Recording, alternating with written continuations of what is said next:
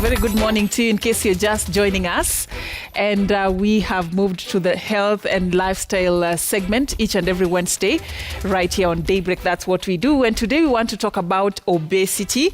I have in studio with me Felix Okoth Odero. He's a nutritionist.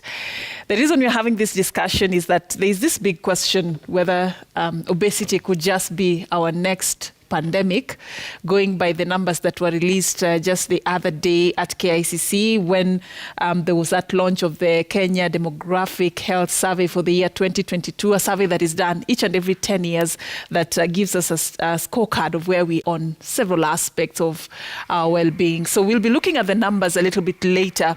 But with me in studio is Felix Okoth Odero, just to help us understand the basics of obesity, coming at a time when people are a bit concerned about their weight and their health. Eating healthy has become quite a very big debate. And I'd just like us to start from a very basic point of view. Your description of what obesity is, and also tell us how it relates or differs with when you say somebody is overweight. Okay, so thank you so much. And thank you for our viewers for the show. As you said, my name is Felix Okoth Odero.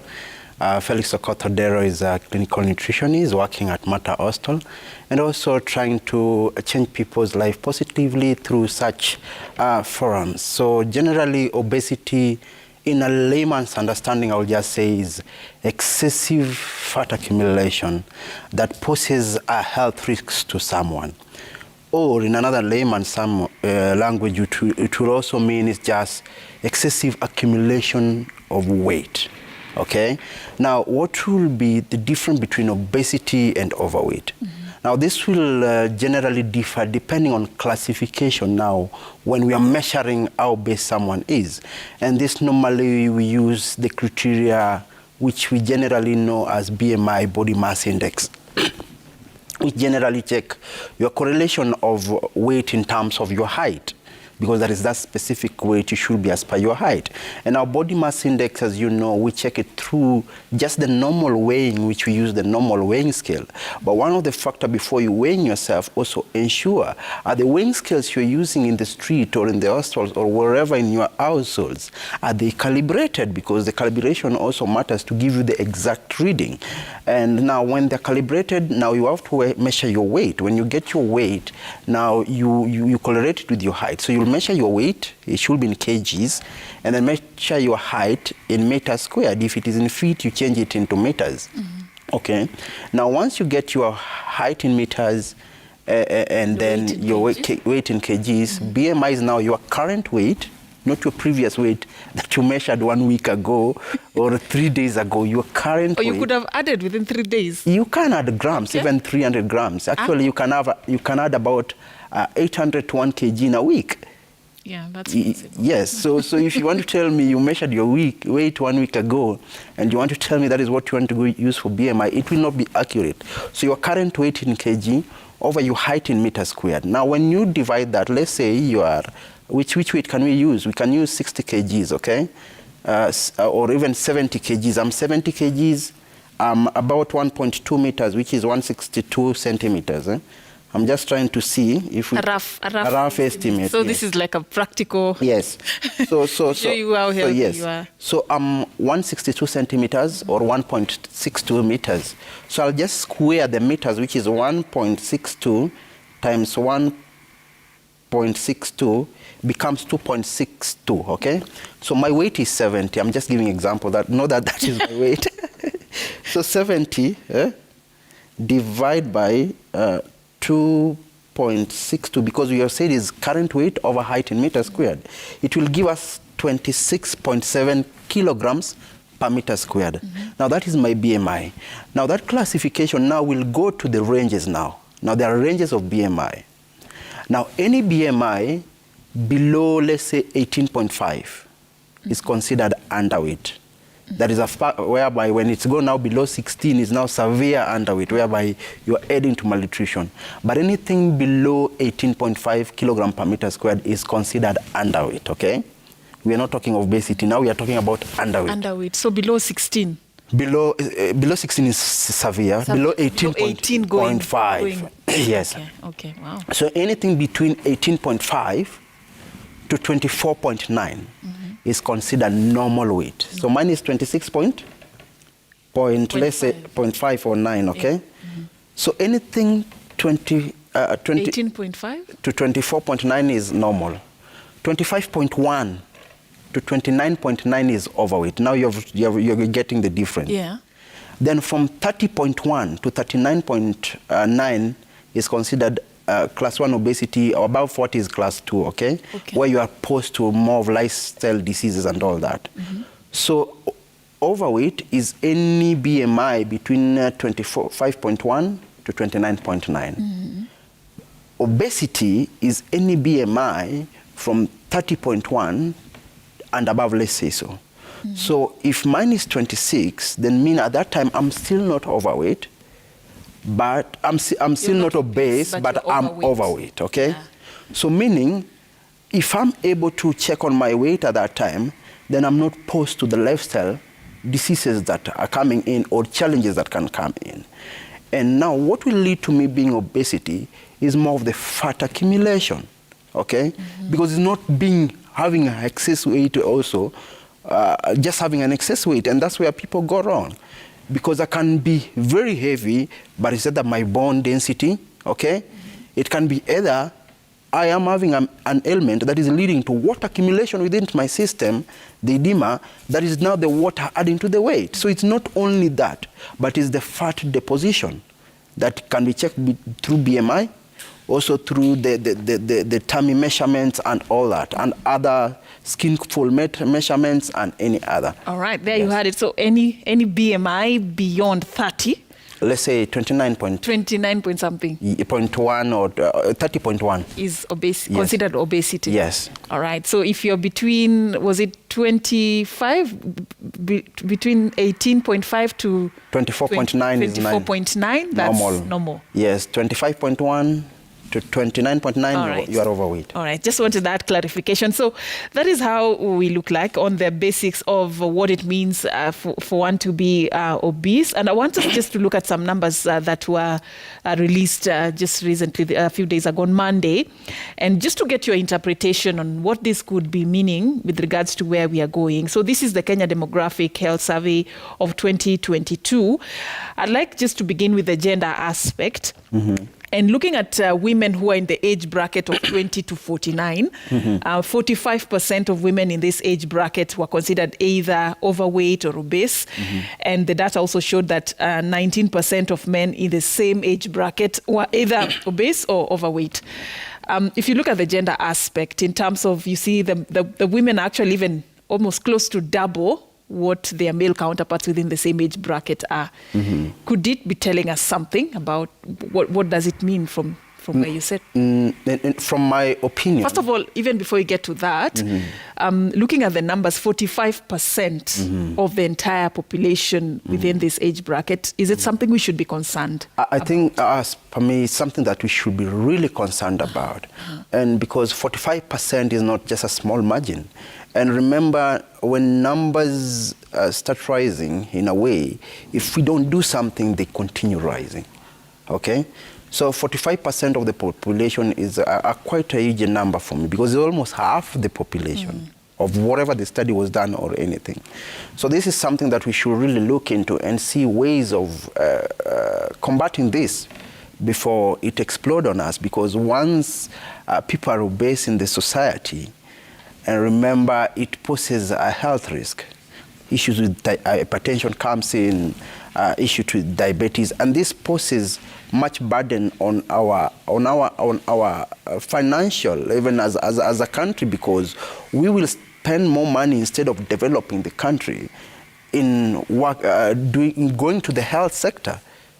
We should not be really what we should do, because if we spend much in treating our society, then our for development. So even the vision 2030 that we're talking about, with more obesity and health risk, we will not manage them. All right. So for me, it's something we should really worry about, and we'll tend to know why why this happens in this 45% in women and not men generally, and why in that age group, as we continue our discussion. But have you come across what could be the justification now as we look at the gender idea? Okay. Why more women are considered to be mostly affected as compared to their male counterparts? There could be many factors that can inform that, and a few that I can just mention is that you see the age group again. It's more of the teenage age group, okay? And the teenage age group, this is where there is, I will say it, peer pressure on doing so many things, peer pressure on the code of dressing, peer pressure on lifestyle, and generally even what you eat. If you tell let's say an adolescent girl to go take githeri in an hotel, she looks like, no. I'll be seen as poor or anything. It will be like not a good image on me. So they influence more on this unhealthy food practices, whereby it's much of fast food eating. Check that age group. I think it's within your area. You will see they eat more of the deep fried foods, more of the junk foods and all that. The other factor would be, apart from them and even the women and not men, is also one of the hormonal factors. The hormonal composition of women are more different than their male counterpart, okay? And that leads to more fat storage and all that. Activity factor also differs because you see men are more active in a way. Their metabolic factor are also high, and compared to the women or the teenager and all that. So there are several factors, but those will be one of the factors that I would say, tending to eat things that are not much of food and all that, not food in generally, but things that tend to give excessive energy, junk food and all that, fast foods. And also the hormonal factor will come in, the metabolic factor of the women, and also the activity factor of the women will really pose more. Yeah, we look at the numbers, more of the numbers later, but now that you've gone there, looking at the causes of obesity, I want you to just take us through the common causes. What would lead to a surge in the number of people within the population who are either overweight or obesity? And if you like, you may also look at just our general lifestyle, how we live our lives today compared to how we used to live back in the day. Not that I was there back in the day, but anyway, that's on a light note. Just to look at how we've changed over time, how we spend our free time, and how this is impacting our health. Times have changed. Generations have changed in how they behave, how they do things. And I would say also lifestyle has changed in a way. And also what we eat has changed. Now, what happens, causes of obesity are many, or a variety of them. Genetics will be one factor that causes obesity, because the genetical composition of our self-being determines who we are. So if you are generally from people who are big enough, generally you'll be big. But I always say that it doesn't really mean if my parents were big, then I should also be big, despite the genetical factor, because I say, yes, I can be big, but I can still burn the fat, okay? So genetic will be a factor, but it's something that you can deal with from a tender age. And that's why the child rearing age, like I always say, also really poses, childhood obesity also poses a danger to adult obesity, whereby if this child develop a weight higher than normal during tender age, what happens, this is when this child is growing. This is when the organs are growing. This is when the cells are multiplying. Now what happens is, if this child tends to take excess more than required and posing the child to obesity, the fat cells of this child is also multiplying. Remember, we have the fat and we have the cells. You can burn fat, but you can't remove the cells. So when these cells are multiplying more than normal and they have grown higher, they will create a medium for fat deposition. And this will be difficult, if not checked at teenage ages, to burn out. Apart from the genetical factor, we also have now the diet and lifestyle, which is normal, which we'll talk on at the last thing when we are talking about. And how this diet leads you to gain weight is just giving you excessive energy that your body doesn't want, that is stored in as fat. And fat can be stored in your adipose tissues. These are fatty tissues within your system that are we call them this subcutaneous layer. This is just a layer below your skin, okay? So they get stored there. These fatty tissues are also, or adipose tissues, are also within your bone marrow, okay? Apart from fat being stored in subcutaneous layer, whereby you see the fat being on the tummy area, it also goes to the vesicle, now inside the organs, now closer to the stomach itself. It leaves the skin. Now this diet can also lead to, or poor diet can also lead to obesity due to excessive energy intake. Remember, there is diet and there is lifestyle. Now, lifestyle is now how you live. How do you burn that extra energy? How do you spend your day? How is your activity level? What are you taking, apart from just normal food, that affects your health? So diet and lifestyle will also do that. So genetics, diet and lifestyle. Apart from that, we also have medical conditions that can lead to obesity. And the medical conditions that can lead to obesity are one, I will talk, stress and depression is medical condition. And stress and depression can lead you to obesity, and also stress can lead you to losing weight, okay? Actually, I was about to ask you, when somebody is stressed, the common thing, people think you lose weight, and people would ask you, what's happening? Yes. You're losing a lot of weight. It depends. I will say it depends with the hormonal reaction of an individual. Because stress is controlled with the different hormones within your system. And one of the hormones that also plays a role in overweight, or obesity now, not underweight, is cortisol. Now, cortisol is one of the stress hormones that controls your stress factor, which is produced by a part of your brain, the hypothalamus generally. So cortisol leads to inflammation, okay? Now, too much inflammation interferes with your hormone, and one of the hormone is insulin. So it leads to over insulin production. Too much insulin production will lead to poor energy uptake, resistant, and this leads to fatty tissues disposition.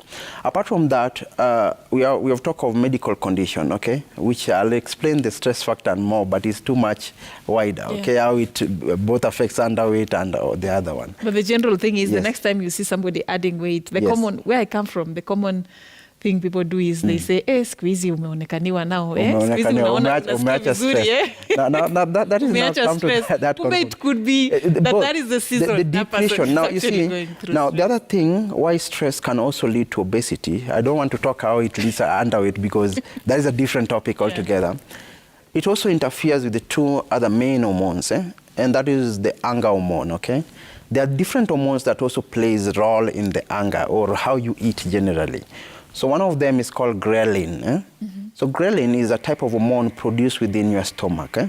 So it tends to signalize your body that I'm hungry, okay? So the brain is signalizing I'm hungry, okay? And that's why I tell people, if you really want to lose weight, or you don't gain weight, you don't want to gain weight, it doesn't mean if you avoid eating completely, you'll tend to lose the weight you already have, okay?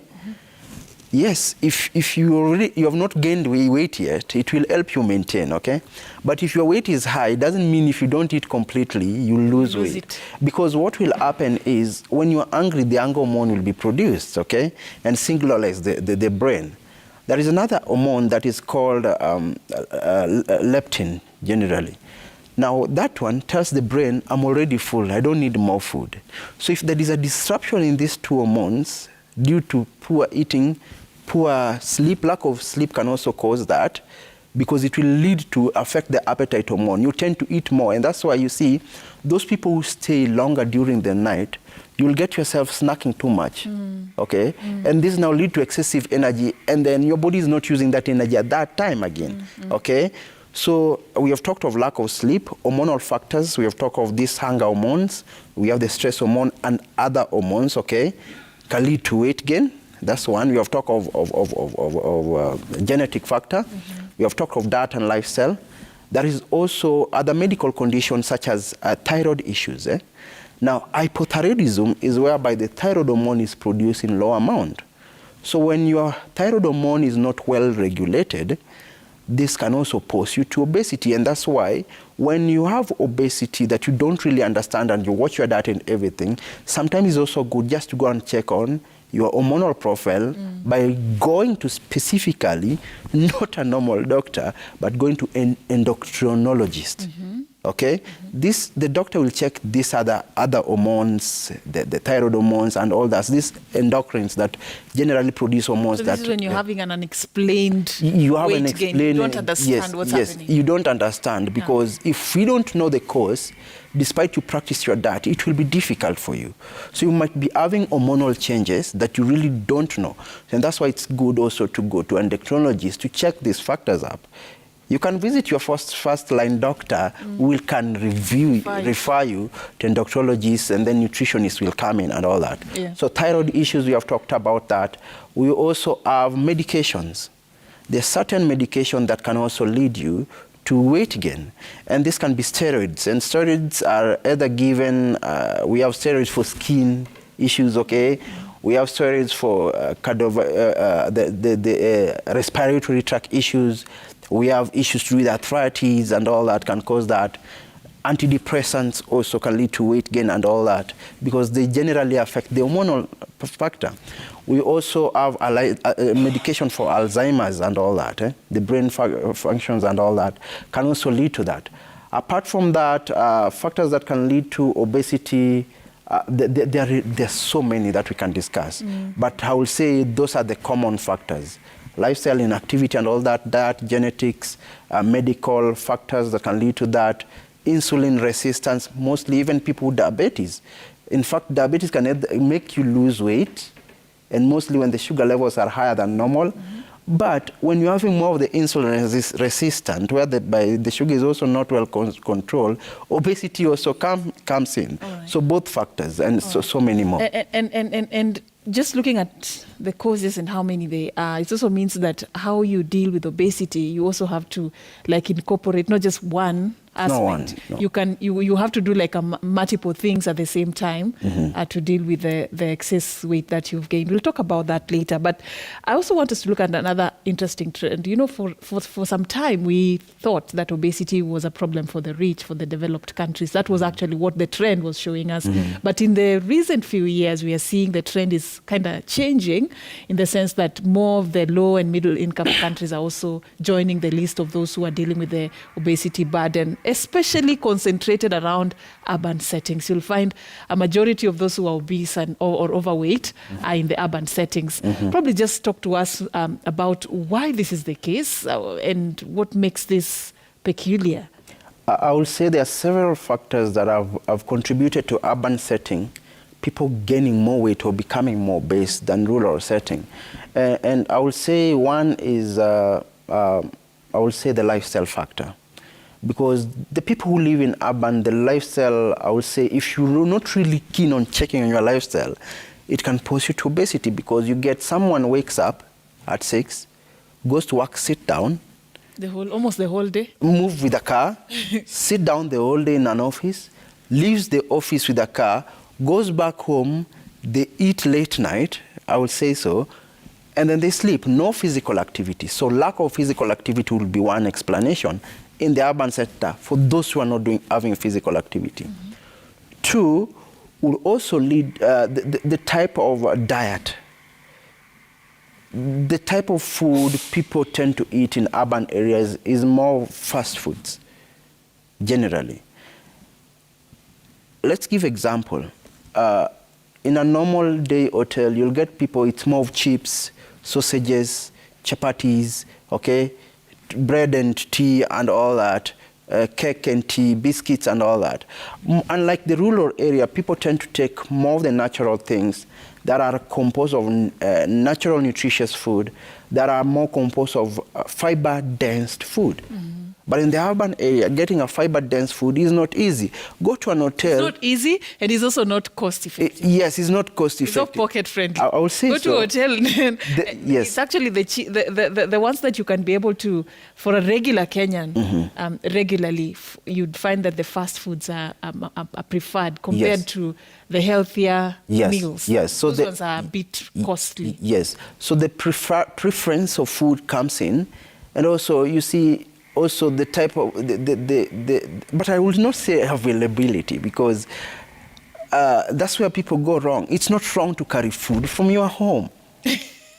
But people see, no, I can't carry food from my home. So I would say the lifestyle becomes one, because in the urban areas, party every day, you take more alcohol, meeting every day, more juices, even that it's easy for you to buy a soda, unlike the rural areas.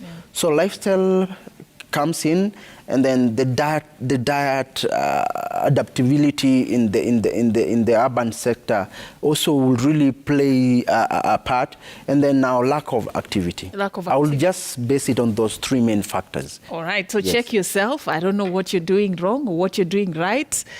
You know, that could just inform some of the changes you need to, make going forward. Come to think of it, when the year was starting, I know there are people who made this one of their New Year resolutions to cut weight, but we are how many months down the line? 7? I don't know how you're doing in case that was your New Year resolution, but he's telling us here that we need to make a few changes, especially if you're in an urban setting and your schedule is a bit, it's not giving you much time to have physical activity. There's a lot that you need to do in terms of adjusting that. Just looking at the survey, and I wanted to talk about obesity in children. Okay. It showed that, while we had made some gains in reducing the burden among the children who are below the ages of 5, in 1993, the percentage was 6. We've cut that by half by the year 2022, which is a good thing. But on the flip side, as the children grow to the teenage bracket, it's sort of like the gains are reversed. The obesity burden continues to increase. I want you to comment on what you read from this. I know you had alluded to it earlier, just what you read from that age bracket, the teenagers, and why they're increasingly becoming overweight and obese compared to the younger children. And also look at obesity in children generally. I was talking to a friend, just this morning, and there was this interesting case of a young person, about 80 years of age, who weighs over 50 kgs, which is a bit concerning. And it's becoming a very big problem. I wanted to talk about whether this is increasingly also becoming a worrying trend among the children, and what could be leading to the surge in the numbers, and what needs to be done for parents to also be aware of how they need to change what they do to be able to raise healthier babies. I would say in children, the most important thing, like you said, we should really watch the health and the growth of children below 5 years. And apart from before targeting the below 5 years, we should also target the children at their first 1,000 days. That is from 0 years to around 2 years of age, because this is where the growth starts. This is where most of the organs are formed. This is when most tissues are formed. And that's why normally we say how you start introducing your child to complementary food, that is at 6 months, we really pose much on how this child will tend to grow and develop. It's also the same. If you cannot inflict some behavioral changes at an earlier age, it will be difficult to inflict them at a later age. So how you start feeding this child at 6 months really matters. And that's why we really tend to advise parents, when you're giving birth to a child, incorporate all the medical fraternity, because the feeding factor is also important. What type of formula are you going to use? What amount are you giving the child? Is whereby you see women loving chubby babies, but even when you have a chubby babies, it poses a danger to the child's health. Because the chubbier, the healthier. Yeah, which is not, because the chubbier the baby, the lower concentration this child will have in class, because weight affects even brain concentration. These children tend to be slower. Issue with cardiovascular diseases can also be posed. Breathing issues, asthma, and all that can also be there because of inflammation factor of fat and also other factors combined together. Okay, so that's why we tend to advise how you feed the child really matters, because too much protein lead to, and mostly amino acid called isoleucine. Okay, it's found in food. You don't really need to mind about the name. It tends to make children obese, and that's why check the protein you're giving the child how you're starting the child to feed. But now what happens is, when the child now reaches 1 year, 2 years, whatever you're giving, you see a child is 1 year, or 1 year, you've started giving this child soda, okay? You've started giving this child cakes. And snacks. And you get a child, I've seen children who are 8 or 9 months, someone is giving lollipop for a child who is 1 year. For what purpose are you giving this child? Because this is excessive energy. The activity of this child is not as much as high, even though they play around. But now the danger comes in when these children now becomes older. Check on our lifestyle as current. Children are never, there is no playground within where you stay, okay? So they don't burn this fat, but at the end, they feed excessively. There is tamu, there is sweets, there is all manner of things. So I would really advise parents, let's keep off unhealthy food practices from our children. But it's easier said than done. It's easier said than done, but you see... How do you manage to keep it off? If you are one parent, 100%. It might be difficult. Yeah. But if you are all parents in a setting, in a court where parents stay with their children, or in a locality, you don't buy your children crabs as food, crepes and all that. They will not make other children want to do that. And the problem comes in when other children are taking and others are not taking. It's difficult to control, because as a mother or a parent, you look bad, like you don't want to buy for your child. But there are things you talk to your child about. Let's start as a nation talking on health issues from a family background, okay? Let's start teaching our children about health and about their lifestyle. They will take it on their own. Is similar to a child who is a teenage, like you are saying 7 years, let's say 50 kgs. How will this child lose weight? He's talking to the child and tend to know what has caused this. If it is diet and lifestyle, take the child through, not the mother. That this is what you need, so that the child buy to idea. So I would say, still as we have talked to women and even adult, the diet and lifestyle, if it is not a condition posed by genetics or any condition, is much on diet and lifestyle. So children are less active, they are on their phones, okay, playing games, watching movies and playing games on TV. That is what their activity is. Then as they do that, you buy them all manner of chocolate, crepes, cakes, and all that. So I would say the main part of this teenage obesity or children obesity, if it is not medical related, is much on diet and lifestyle. So our lifestyle, that is great. Aside from what they eat, what do you advise parents to do, especially those who live in urban centers? Because that's where they have a challenge. You wanted your child to play, but then you're concerned about their security, you're concerned about the space. Even the schools these days don't have a playground. Some of them do, but quite a number of them, especially the ones in the estate, do not have the luxury to have like a very big playground for children. So what do you do as a parent in this? I would say as a parent, I'm talking with that parent who doesn't have money to take their children to swimming pool, okay? But have money to buy soda for a child. You have seen a mother buying soda and bread as lunch, and it's from a local area like Kibera. True or false? So it's not a matter of money. So I would say it's a matter of behavioral change, and this is whereby you start training this child from a tender age. I've seen parents not giving children sugar up to even the age of 1 year, okay? This child will not be used to sugar, because sugar also induces a part of craving, part of your brain, so you crave for it, you want more, okay? So start removing these things. Start packing for these children healthy snacks. Instead of packing cakes and everything, why can't you pack fruit salads, natural blended juice, instead of buying these packed juices? Okay? Why can't you just blend a natural blended juice, buy a nice bottle for the child if they want juices for school? Start training this child in healthy snacks. I know a child carrying potato looks a bit...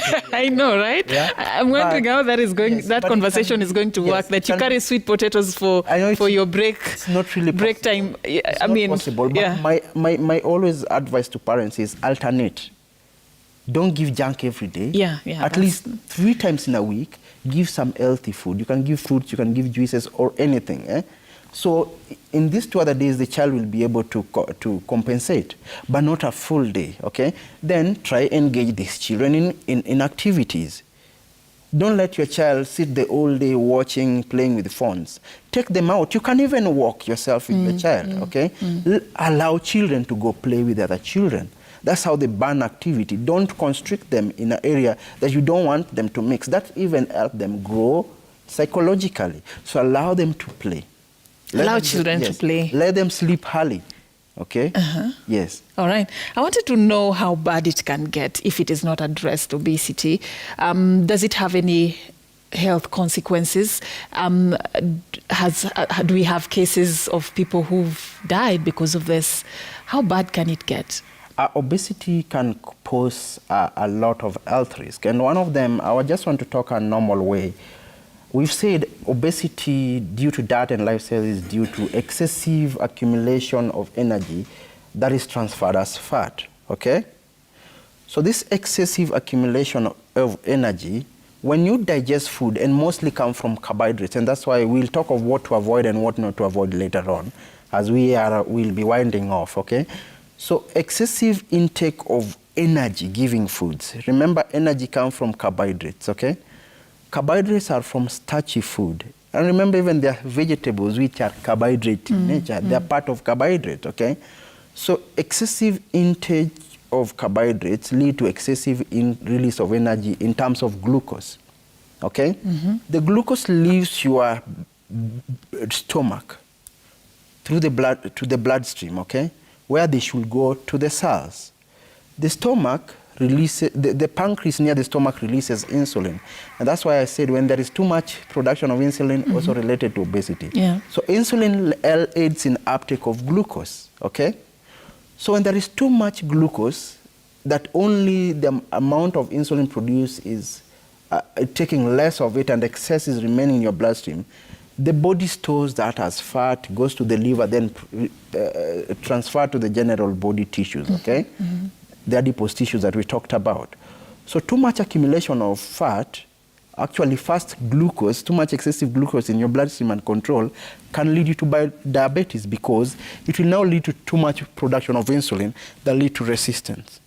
That can now lead you to diabetes, okay? Now we have connected obesity or too much energy with diabetes. Diabetes, yeah. Now, too much accumulation of fat when you're obese can cause fat deposition within your bloodstream. And then this tend to cause what we call plagues, or fat deposition that form like, how do I call it? Clot in a way that narrows your blood vessels. So this in a way can hinder blood circulation, can affect your arteries, whereby varicose vein issues, artery issues, and all sorts, okay? Now, apart from that, it can cause high blood pressure, because the blood will now not be easy to pass through that narrow vessel due to fat deposition or cholesterol. Remember, you can have fat, but you don't have cholesterol. Yeah. So it's another factor also to check on. So this can lead to high blood pressure. Too much high blood pressure uncontrolled, because you can be taking medication for high blood pressure, or you can be having high blood pressure whereby you don't know where it has come from, but weight can be a factor because of narrowing of the blood vessels. If not that, due to larger organ now, because when you grow bigger, obese, the organs also grow bigger. So they require a lot of blood to fill, okay? So your blood pressure can also go high. So blood pressure issues with obesity. There is also issues to do with arthritis, inflammation of your joints, because your weight poses pressure to your joints, then leads to more inflammation or friction when you are moving. That can also occur.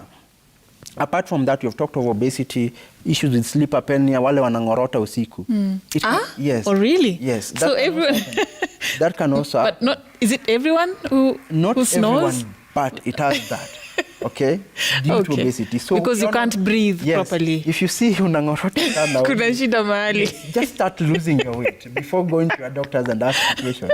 Then later on you can go to your doctor. There is also gastrointestinal issues, whereby the acid reflux. And that is because there is a lot of pressure due to weight that is posing to your tummy. There is acid refluxing back. That can also occur due to obesity. We have talked of diabetes, high blood pressure, heart issues, cardiovascular diseases, arthritis. We have talked of issues with polycystic ovarian syndrome, or hormonal changes generally in both gender, both male and female. All right. There is impotence issues or many other issues that can also occur. All right. Hey, you touched on something very fundamental there, but I won't go there for today, especially. I want us to look at, there's an interesting picture on your background there, and iyo kitambi, some call it the Mubaba syndrome. That has affected very many men. Yes. Is it a sign of wealth, or is it something that people should be concerned about? That's and it comes with age. Yes. Ama nimeenda pabaya sasa. No, it's so. I would say, like we are talking of let's say it's a tummy fat, a belly fat, okay, that make people either have a apple shape and all that. I would say this is excessive accumulation of fat. There are conditions that can also pose you to that.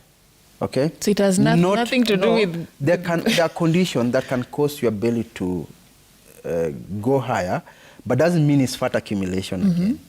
But whatever we are looking at is fat accumulation. So in African settings, is a sign of wealth, okay? Does it have anything to do with money?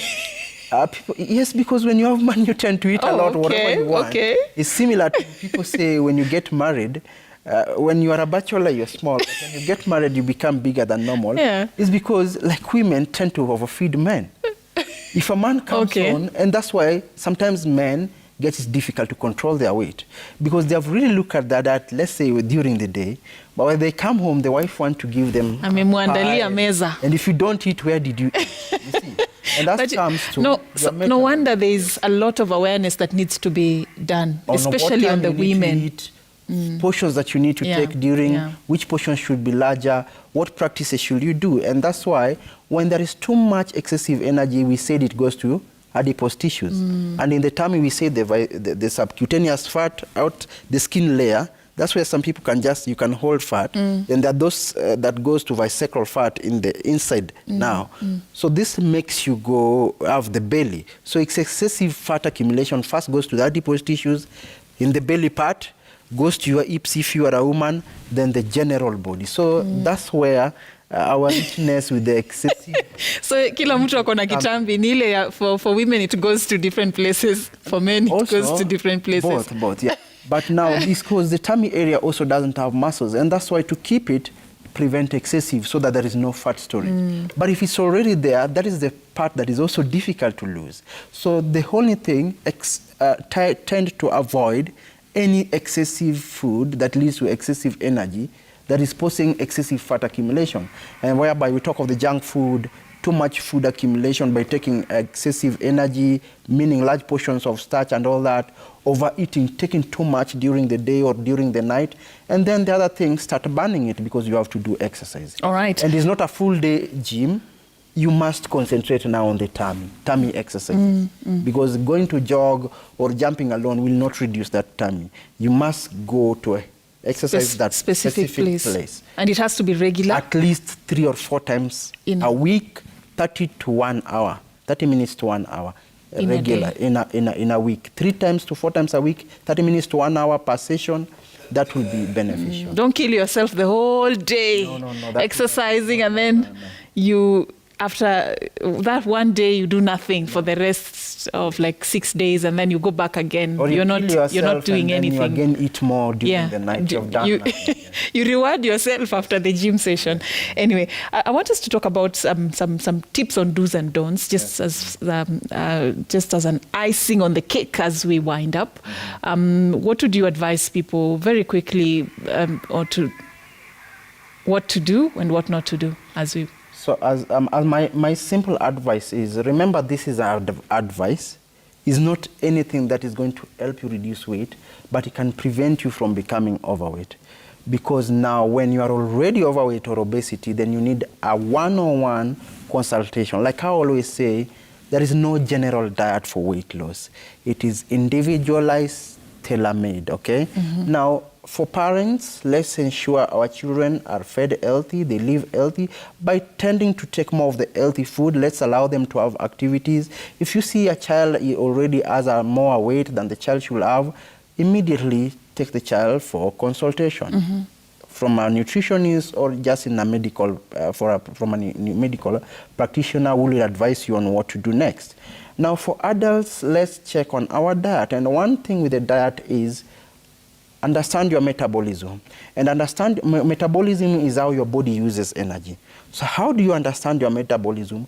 Understand your activity, your work. Okay, if you know your work doesn't use more activity, then that should tell you should not overeat or eat too much. Because where are you going to take it if you sit? Wewe ni mama mboga, unauza pale mboga tu. Lakini wewe ni soda, mara donut, after a few minutes you're taking banana and you're seated. You work in a shop, but you're overeating. Where are you taking that energy? Learn your activity. Apart from that, check your timing of eating, okay? I will always say, like we always say, breakfast as a king, lunch as a queen, supper as a beggar. And that is not just a normal say. It depends on how your metabolism is. You see that during the day we tend to use more energy, and at night we don't use more energy, okay? So if you eat more during the night, you tend to store more, and this will lead you to overweight. And that goes to the people who don't eat breakfast, or eat breakfast, they don't eat lunch, but eat a good supper. You are eating that large amount of food at a wrong time.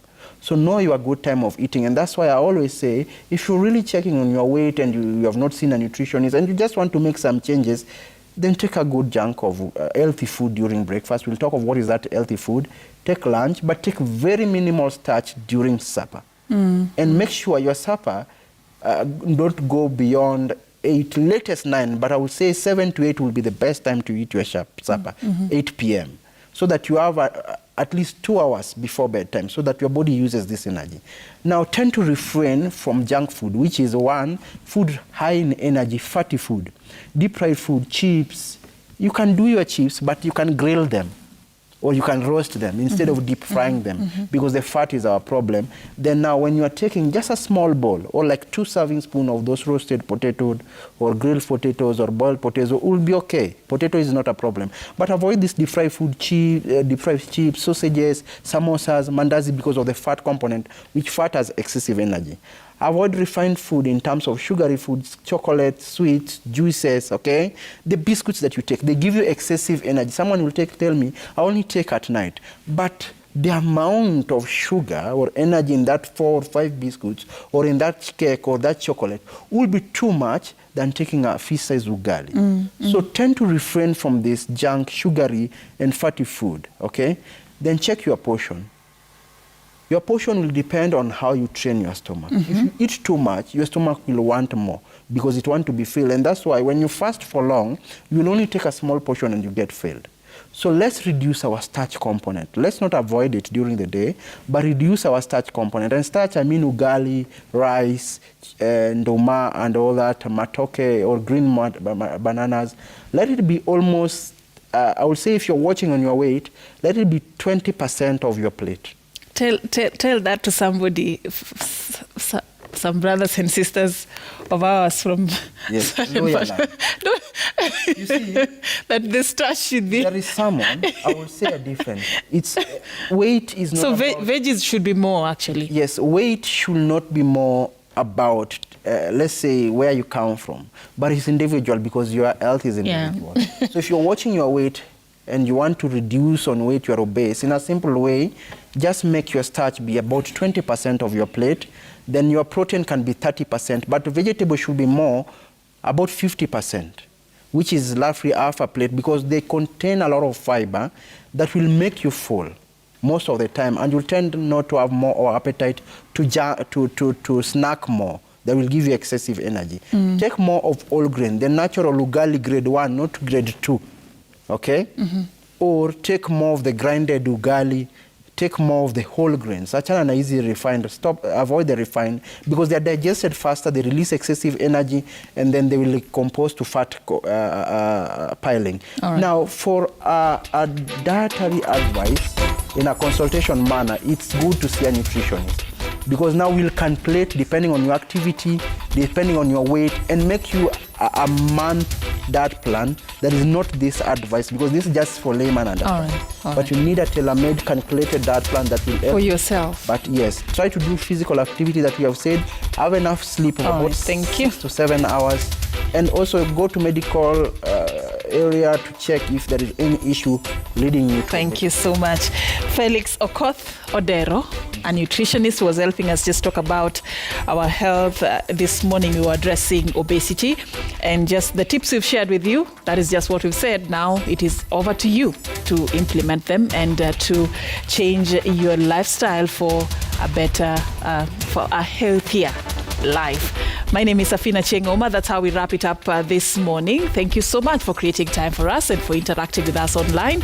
We appreciate your time. Keep watching Citizen TV.